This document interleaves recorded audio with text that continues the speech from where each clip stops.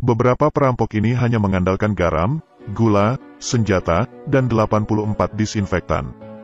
Dengan mudah merampok lemari besi bawah tanah yang dijaga ketat. Cara mereka merampok dan strategi pelariannya sangat luar biasa.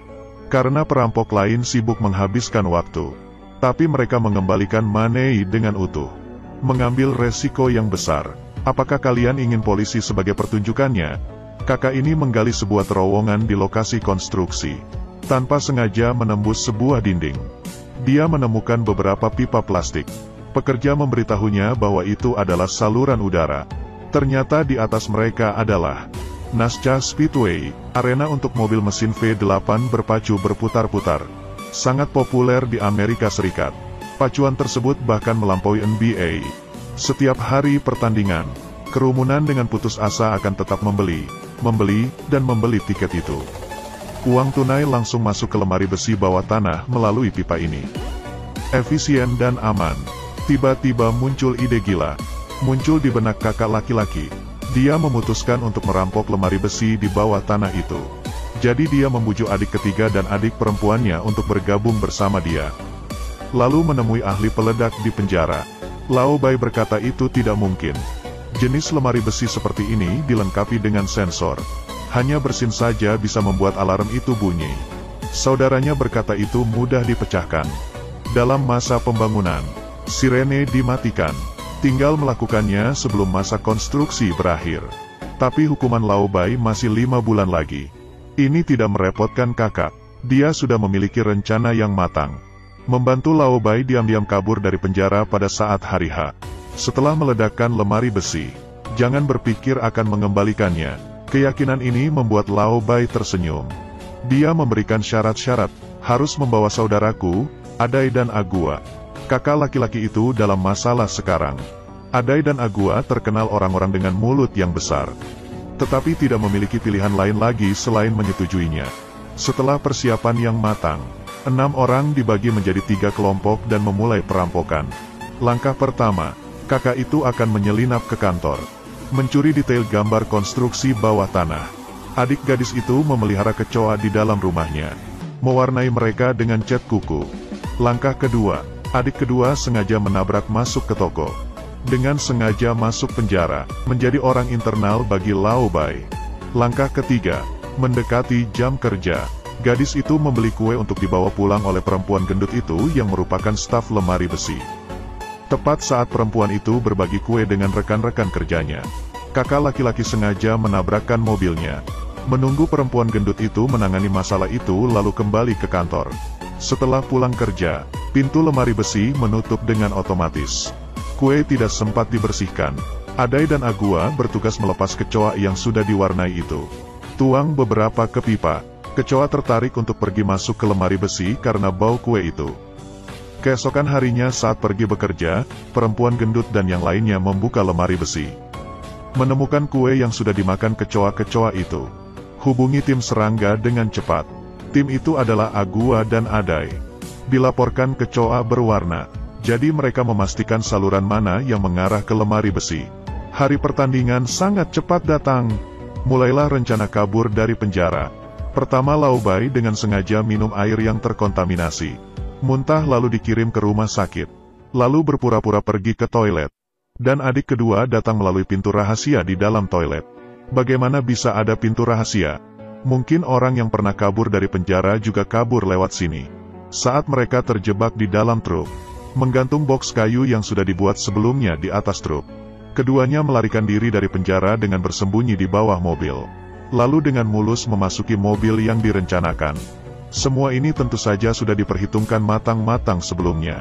Ketiganya langsung pergi ke arena balap. Bos kulit hitam di penjara mengikuti perjanjian itu. Perintahkan bawahannya untuk berpura-pura bertarung.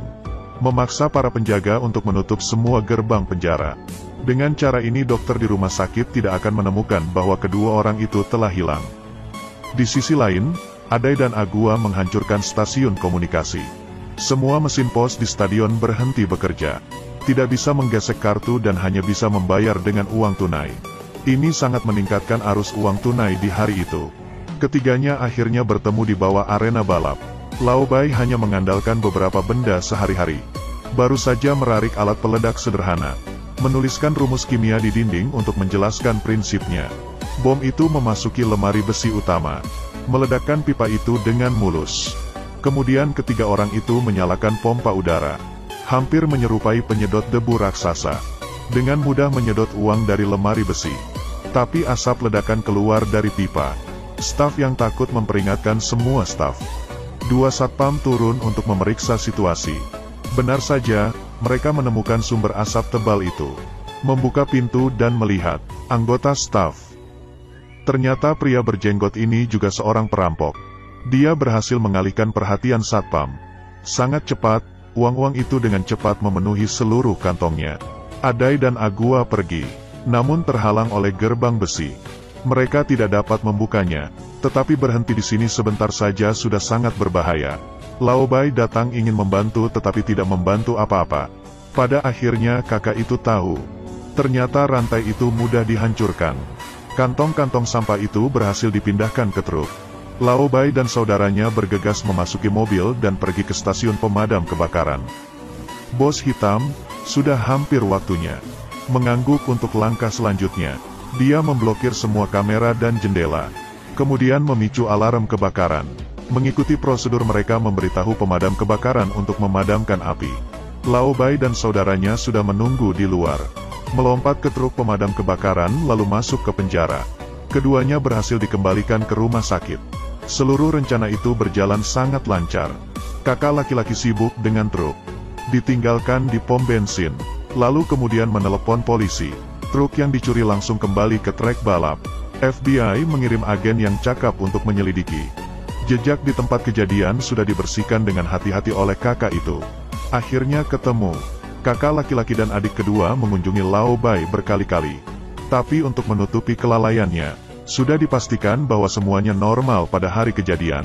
Menghadapi alibi yang begitu sempurna, detektif itu juga melakukan sesuatu. Pada akhirnya tidak ada ruginya bagi lintasan balap.